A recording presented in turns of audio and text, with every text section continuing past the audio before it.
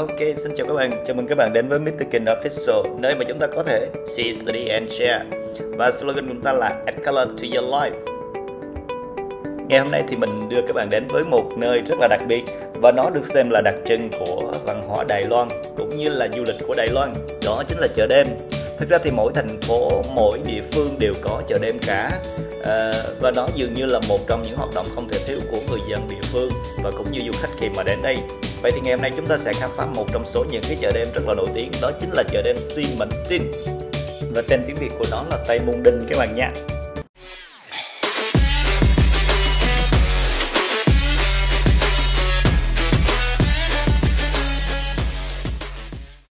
Và bây giờ là hướng dẫn cách đi. Chúng ta bắt đầu từ Taipei Main Station. Chúng ta sẽ bắt MRT với Blue Line và chúng ta sẽ đến với ga Xi Mẫn và ra cổng số 01 các bạn nhé. Và ra khỏi cổng số 01 này thì chúng ta sẽ gặp ngay đó là tòa nhà, gọi là tòa nhà màu đỏ hay là nhà đỏ các bạn nha. Nhà đỏ là công trình tiêu biểu, là biểu tượng của văn hóa và sự sáng tạo của Taipei và Đài Loan nói chung. Và nhà đỏ thì được xây dựng vào khoảng năm 1908 bởi một kiến trúc sư người Nhật, với kiểu kiến trúc là hình bát giác và cái cổng lớn của cái tiền sảnh vào, thì có nghĩa là người ta mong muốn rằng là nhiều người khắp nơi trên thế giới đến để có thể giao lưu buôn bán. Và chức năng ngày xưa của cái tòa nhà này chính là một khu chợ công. Còn giờ đây thì khi mà chúng ta vào bên trong, chúng ta thấy những cái shop trà hoặc là những cái quà lưu niệm. Ngoài ra thì chúng ta còn thấy đó chính là cũng là bản khu lịch, khu chợ công, hội trường, rồi ở đó sẽ là cái rạp chiếu phim cũng như là nhà hát. Đây chính là chức năng chính của cái tòa nhà. Và gửi cho các bạn một vài nơi để các bạn có thể check-in, đó chính là bên ngoài tòa nhà, bên trong tòa nhà, tại cửa hàng trà sữa và khu vực đường Bảy Màu. Như các bạn thấy, đường Bảy Màu là một trong những minh chứng về việc tôn trọng cộng đồng LGBT của người Đài Loan như thế nào. Và đây cũng là một trong những nơi công nhận về hôn nhân đồng tính đầu tiên của khu vực châu Á. Và tại khu vực nhà đỏ thì chúng ta còn có thể thấy được một vài cái nơi để chúng ta thấy hoạt động của người cộng đồng LGBT này, và hoạt động về đêm ở đó với những cái quán bar, những quán cà phê, và chúng ta vẫn có thể là uống cà phê ở khu vực này.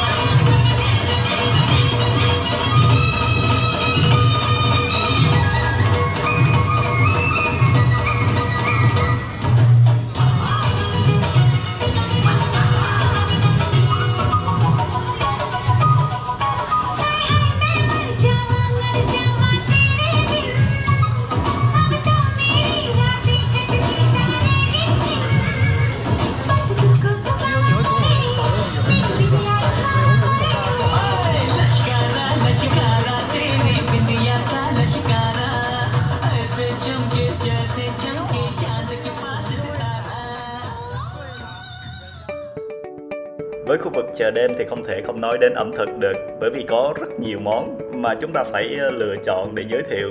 Và đây chính là 3 món mà mình nghĩ là đối với một du khách Việt mà đến với khu vực này thì bạn nên thưởng thức.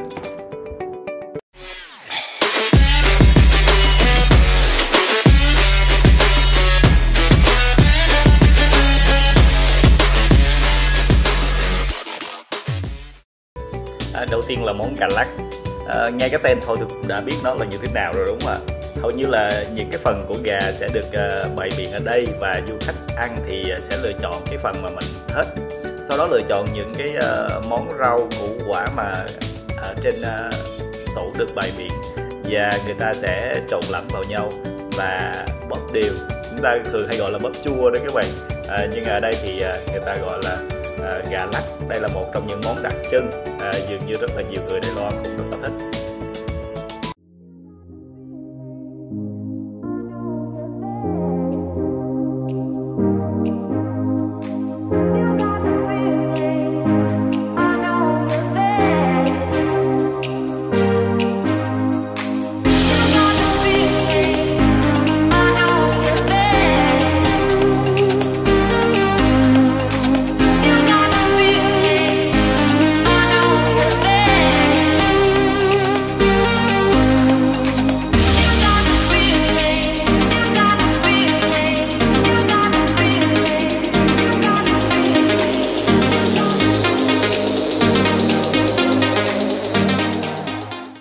Về món số 02 mình muốn giới thiệu cho các bạn đó là món thịt nướng. Và thực ra là ngoài thịt nướng ra thì còn có nhiều cái món khác tại cái cửa hàng này. Đây là một cửa hàng của các anh chị người Việt Nam. Và cái cửa hàng lúc nãy mà gà lắc các bạn cũng là cái cửa hàng của một chị người Việt Nam luôn. Và nếu như được thì các bạn ghé qua để các bạn ăn nhé. Và ở đây vì sao mình ấn tượng, bởi vì thực ra là đi qua bên này thì nhớ đồ ăn Việt Nam, và du khách đôi khi đi du lịch bên này cũng sẽ là như vậy, cho nên mình đề nghị món này rất là ngon các bạn nha.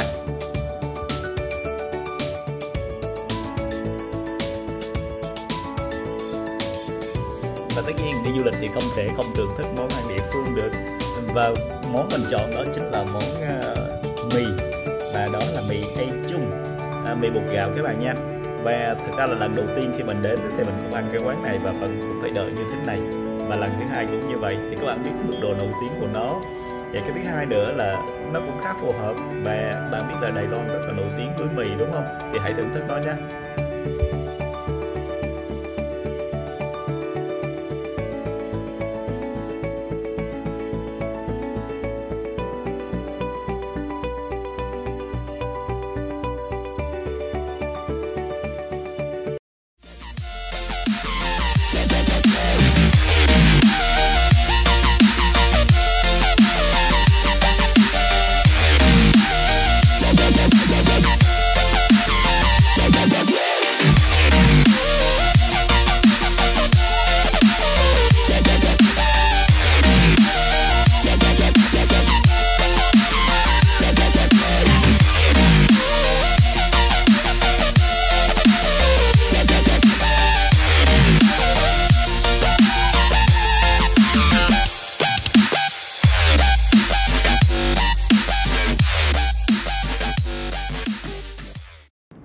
Và nói đến Đài Loan thì phải nói đến trà sữa. Nó giống như là biểu trưng của đất nước này, và phải nói là nó là thức uống quốc dân.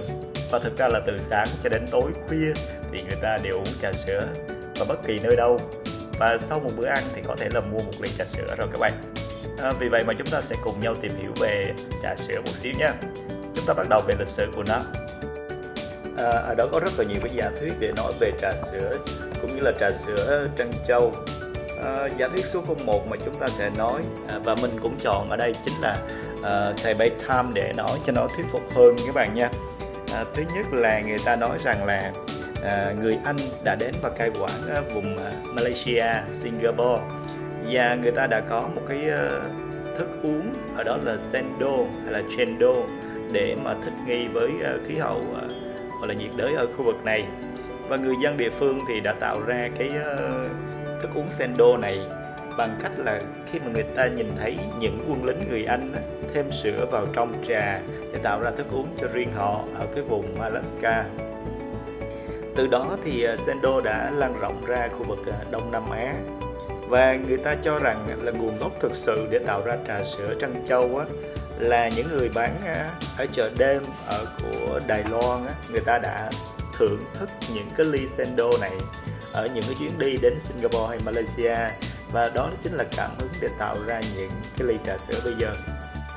Giả thuyết số 02 liên quan đến hãng trà sữa Chun Sui Tan, và người ta nói rằng là vào năm 1987 thì một nữ nhân viên khoảng 20 tuổi, cô tên là Linh Hờ Siêu Huy, cô đã thử nghiệm bằng cách trộn các món ăn vặt từ thời thơ ấu của mình với các thành phần như là trà, sữa, rồi đường đen, và tạo ra cái ly trà sữa trân châu đầu tiên trên thế giới. Giờ đây thì thương hiệu trà sữa này đã nổi tiếng trên toàn thế giới, đặc biệt là khu vực Đài Loan, Hồng Kông và Nhật Bản. Tuy nhiên khi mà bạn đến Đài Loan, bạn hỏi đâu là thương hiệu nổi tiếng để mà chúng ta thưởng thức trà sữa thì dường như là nhiều người sẽ bối rối, bởi vì ở đó có quá nhiều các thương hiệu. Và đây là một trong những thương hiệu nổi tiếng đây các bạn, nó mang tên là Sinh Phu Thanh và một số thương hiệu nổi tiếng khác như là